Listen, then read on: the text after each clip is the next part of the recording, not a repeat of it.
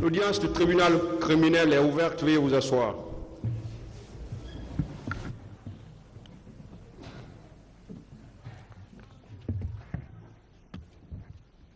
Affaire ministère public contre M. C.C. Raphaël Abba. Venez s'il vous plaît. M. Alpha Amadou Baldé. M. Marcel Guilavogui. Venez tous. M. Claude Pivi. M. Moussa Kegboro Kamara. M. Ibrahima Kamara Di Kalonzo. M. Aboubakar Diakité Di Toumba. M. Blaise Goumou. M. Moussa Dadis Kamara. M. Mamadou Aliou Keita. M. Alpha Amadou Baldé. M. Abdoulaye Chérif Gabi. M. Paul Mansa Guilavogui.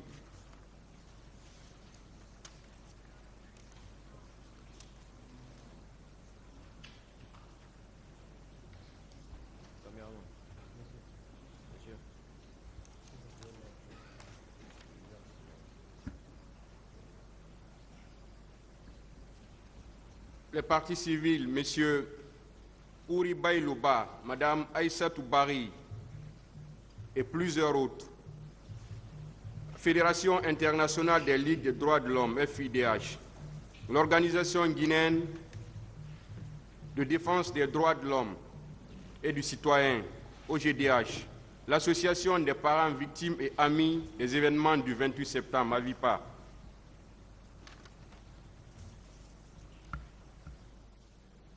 À l'audience précédente, cette affaire avait été mise en délibéré pour décision être rendue à l'audience d'aujourd'hui. Le tribunal a effectivement délibéré et voici la teneur de sa décision. Le tribunal,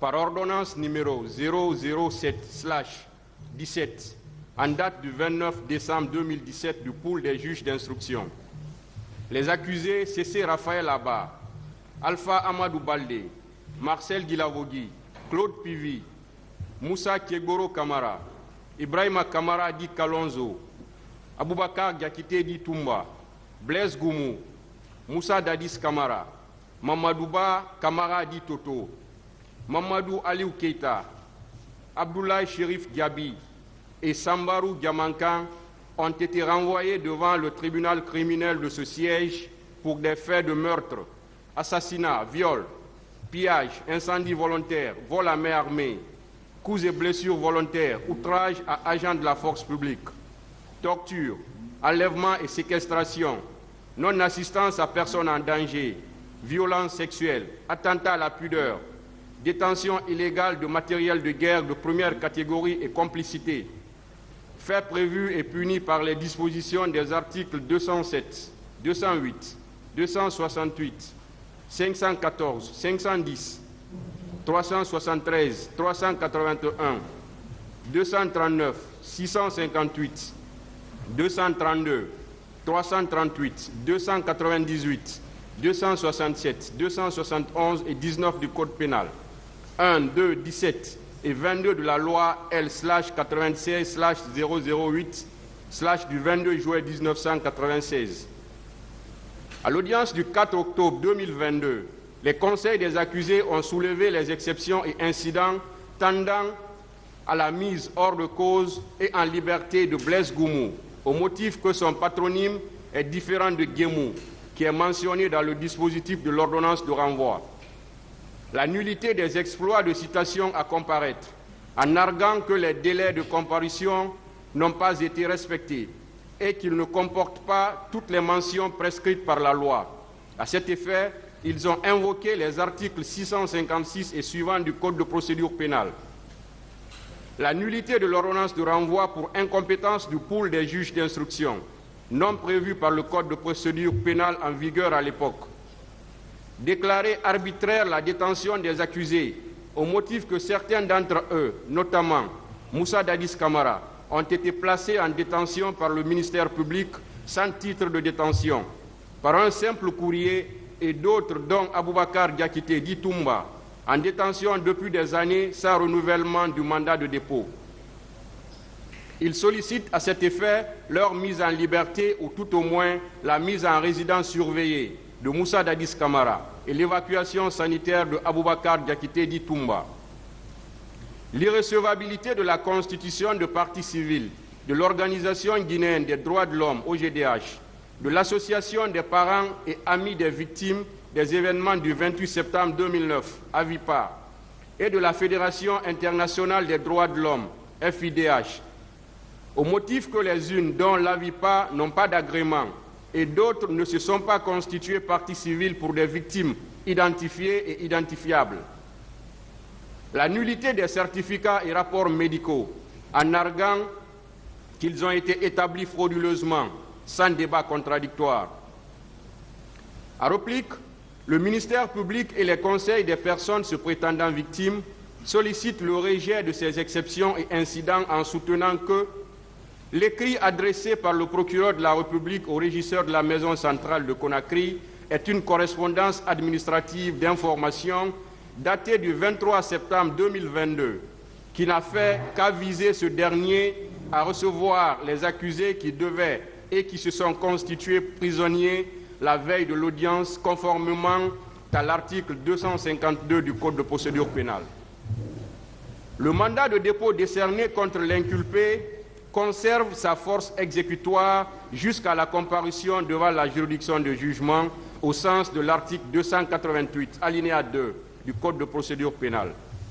Ils invoquent par ailleurs l'article 238 du même Code pour soutenir que la carence du pool des juges d'instruction invoqué par la défense ne pouvait entraîner que des poursuites disciplinaires à l'égard de celui-ci. La nullité des citations invoquées par la défense est dilatoire, sans fondement en ce sens que conformément aux articles 656 et suivants du Code de procédure pénale, ces actes sont accomplis à la requête du procureur de la République par un huissier qui en a la qualité dans les délais légaux et les accusés ont comparu à l'audience. La constitution de partie civile de l'Organisation guinéenne des droits de l'homme, OGDH, de l'Association des parents et amis des victimes, AVIPA, et de la Fédération internationale des droits de l'homme, FIDH, est régulière, bien fondée et justifiée par des pièces produites au débat. Discussion sur la mise hors de cause et en liberté de Blaise Goumou.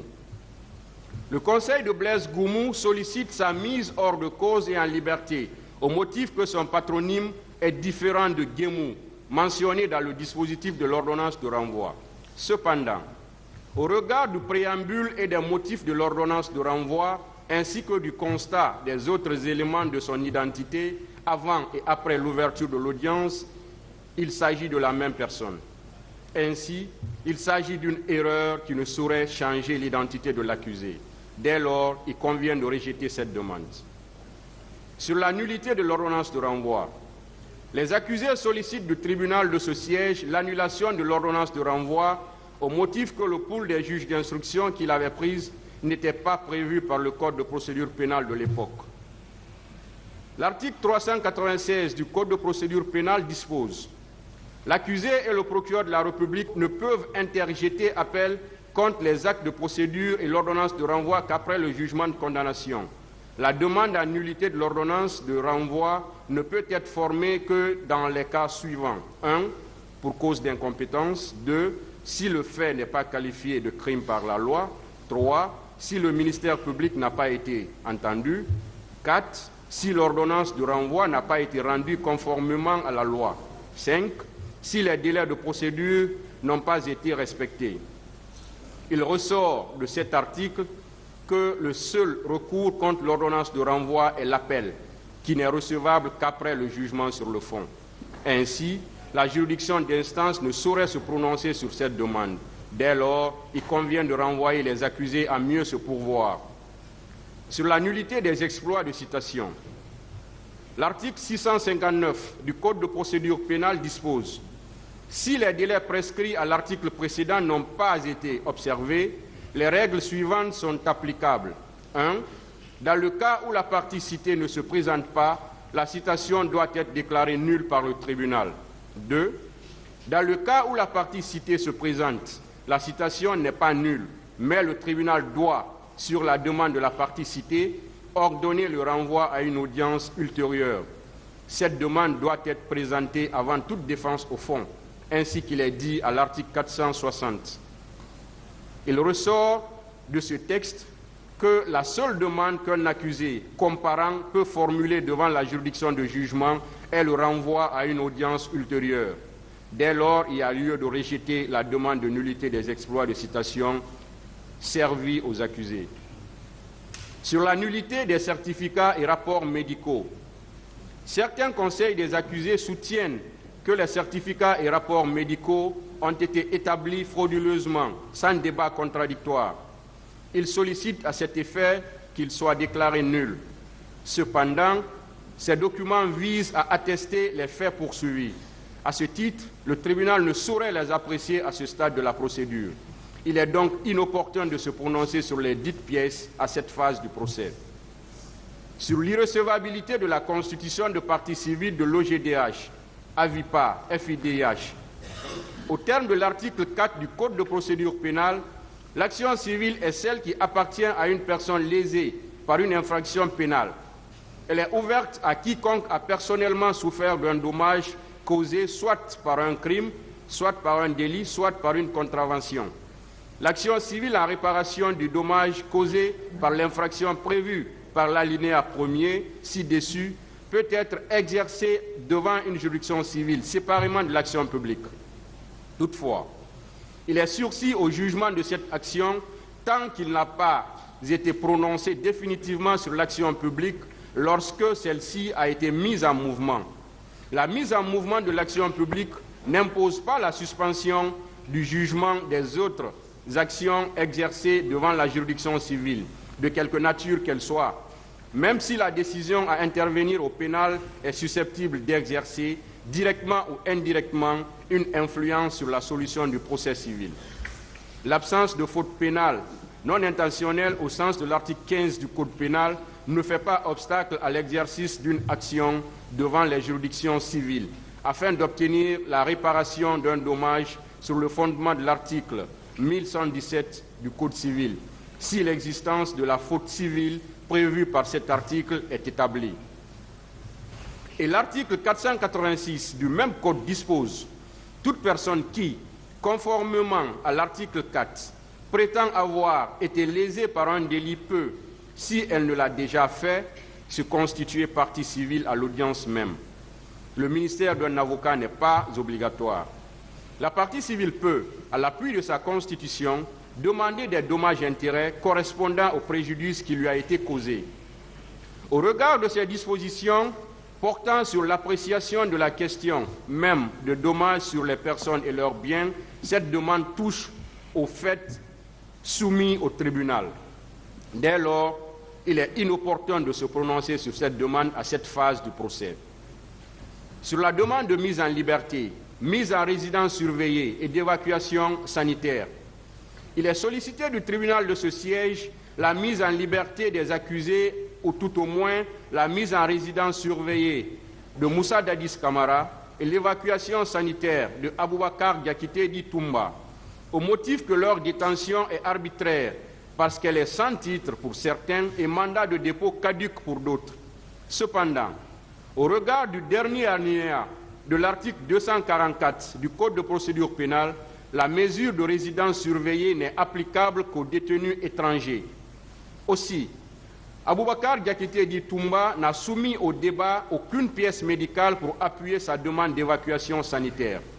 De même, l'article 288, alinéa 2 du Code de procédure pénale dispose « Le mandat d'arrêt ou de dépôt décerné contre l'inculpé conserve sa force exécutoire jusqu'à la comparution devant la juridiction de jugement. » Et l'article 252, alinéa 1 du même Code dispose « L'accusé qui a été mis en liberté ou qui n'a jamais été détenu au cours de l'information doit se constituer prisonnier au plus tard la veille de l'audience. » Il ressort de ces dispositions légales qu'il est tout à fait normal que les accusés en détention depuis la phase de l'information et ceux ayant intégré la maison d'arrêt la veille de l'audience comparaissent devant la juridiction en état de prisonnier.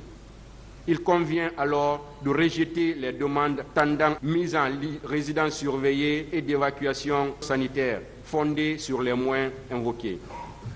Par ces motifs, statuant publiquement, contradictoirement, par jugement avant dire droit, en matière criminelle et en premier ressort, après en avoir délibéré, rejette la demande tendant à la mise hors de cause et à la liberté de Blaise Gomo, renvoie les accusés à mieux se pourvoir en ce qui concerne l'ordonnance de renvoi, rejette la demande de nullité des certificats et rapports médicaux, rejette la demande tendant à la mise en liberté des accusés de mise en résidence surveillée de Moussa Dadis Camara et d'évacuation sanitaire de Aboubakar Diakité dit Toumba.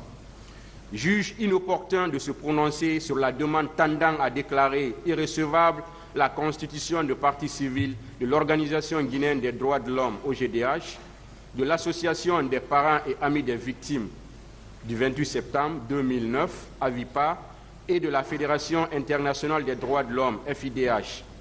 Juge également inopportun de se prononcer sur la demande tendant à annuler les certificats et rapports médicaux. En conséquence, ordonne l'ouverture des débats au fond. Réserve les dépens. Telle est la décision du tribunal sur les exceptions et incidents qui avaient été soulevés par les conseils des accusés. L'audience est suspendue pour quelques instants.